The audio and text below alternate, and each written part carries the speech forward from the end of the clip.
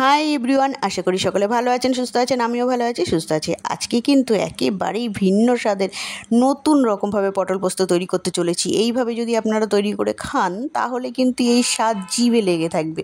তো আজকের ভিডিওটা আপনারা পুরোটা দেখতে থাকুন মনোযোগ সহকারে।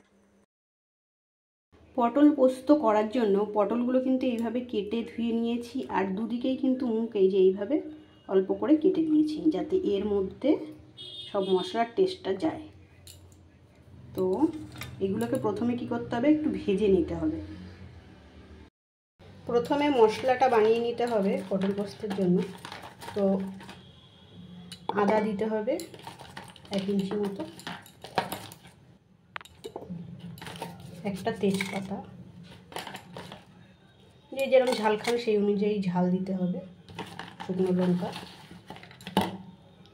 5-6টা কাজু,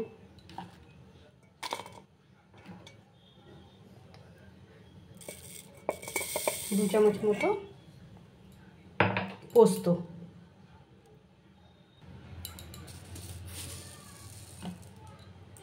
1 চামচ মতো সর্ষে দিয়ে দেবো,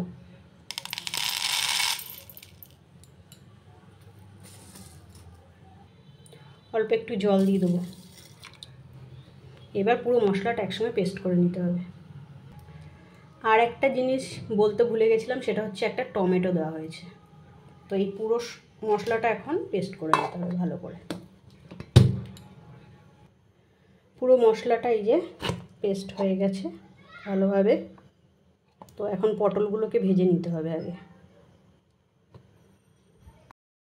কড়াইতে দিয়ে দিয়েছি তেল, আর এখন কিন্তু এই যে পটলগুলোকে ভেজে নিতে হবে।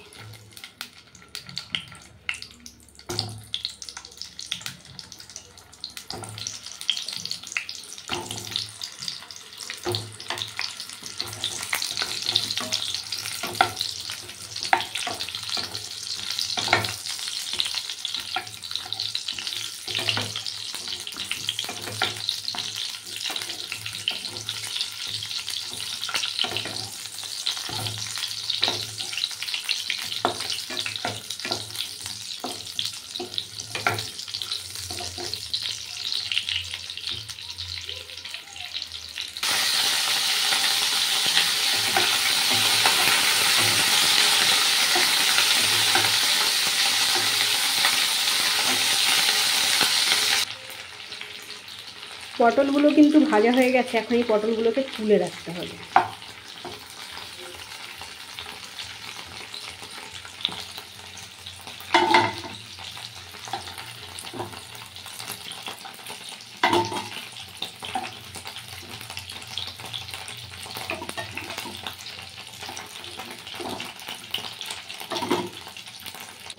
এই যে পটলগুলো তুলে রেখেছি, আর এই তেলের মধ্যে এখন আমি মশলাটা কষাবো। এই মশলার পেস্ট রেডি করে রেখেছি, এখন এই পেস্টটা প্রথমে দিয়ে দেবো।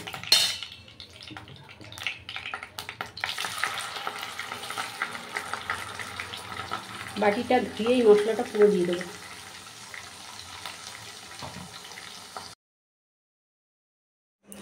মশলা ধোয়া যে জলটা থাকে আমি কিন্তু কোনো সময় ফেলি না, এটা কিন্তু মশলা কষানোর মধ্যেই দিয়ে তারপরে মশলাটাকে কষাই। খুব ভালো হয় মশলা কষানোর সময় যদি হালকা জল দেওয়া যায়। তো সেই জলটা আলাদাভাবে না দিয়ে মশলার বাটিটা ধুয়েই সেই জলটা দেওয়া হয়, আর তারপরে মশলাটা কষানো শুরু হয়ে গেল। এখন মশলা কষানো হচ্ছে। মশলা কষানোর সময় একেবারে স্বাদ মতো নুন আর পরিমাণ মতন হলুদ দিয়ে তারপরে মশলাটাকে কষাতে হবে। মশলা থেকে যতক্ষণ না তেল ছাড়ছে ততক্ষণ কিন্তু মশলাটাকে বেশ ভালোভাবে খুন্তি দিয়ে নেড়ে নেড়ে কষাতে হবে, ঠিক আছে? আর আঁচটা কিন্তু একেবারেই মিডিয়াম করে দিতে হবে। হাই ফ্লেমে কিন্তু করলে মশলাটা পুড়ে যাবে, তাই জন্য আঁচ সবসময় মিডিয়ামে রেখেই মশলাটাকে কষাতে হবে। আর সবসময় কিন্তু খুন্তি দিয়ে নাড়তে হবে মশলাটা যখন কষাতে হবে। খুন্তি দিয়ে নাড়া বন্ধ করলে কি হয়, মশলার একদিক পুড়ে যায়, একদিক হয় না। তাই জন্য কন্টিনিউয়াসলি খুন্তি দিয়ে বারবার করে উল্টে পাল্টে মশলাটা কষাতে হবে। আর মশলা থেকে কিন্তু তেল ছাড়া শুরু হয়ে গেছে, দেখাই যাচ্ছে, এই যে ওপরে তেল ভেসে ভেসে উঠেছে। এখন এর মধ্যে দিয়ে দিতে হবে টক দই। 2 চামচ মতো টক দই দেওয়া হয়েছে এখানে। টক দইটা দেওয়ার পরে আবার ফের মশলাটাকে কষাতে হবে। টক দই দিয়ে আবার একটু বেশ ভালোভাবে কষাতে হবে। কষালেই আবার তেল ছাড়া শুরু হয়ে গেলেই এবারে কিন্তু দিয়ে দিতে হবে ভেজে রাখা পটলগুলো। পটলগুলো দেওয়ার পরে কিন্তু বেশ ভালোভাবে আবার কষাতে হবে। মশলার সঙ্গে একবারে বেশ ভালোভাবে এবার কষিয়ে নিতে হবে। পটলটা দেওয়ার পরে কিন্তু 5-7 মিনিট ধরে একটু বেশ ভালোভাবে কষানো হয়েছে। আর তারপরে কিন্তু এর মধ্যে একটুখানি সামান্য একটু দিয়ে দিতে হবে চিনি। আপনারা চাইলে চিনিটা দিতেও পারেন, নাও দিতে পারেন, তবে এর মধ্যে কিন্তু সামান্য একটু চিনি দিলে এর টেস্টটা কিন্তু খুব সুন্দর হয়। তাই জন্য অল্প একটু চিনি দিয়ে তারপরে আবার ফের একটু হালকা কষিয়ে নিতে হবে।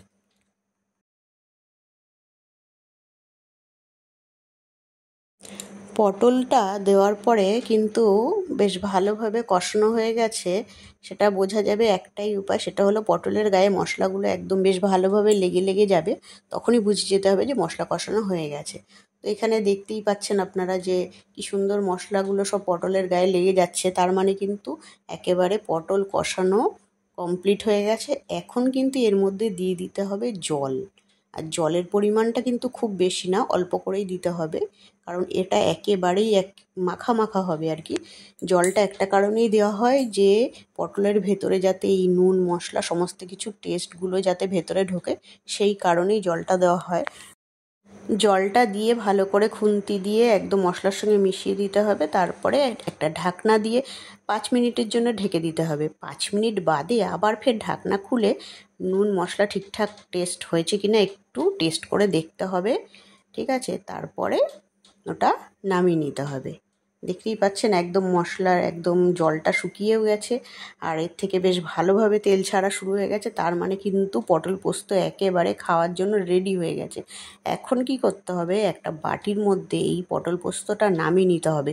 আর এইভাবে কিন্তু যদি আপনারা মশলা দিয়ে পটল পোস্ত তৈরি করেন তাহলে কিন্তু দুর্দান্ত স্বাদের লাগে।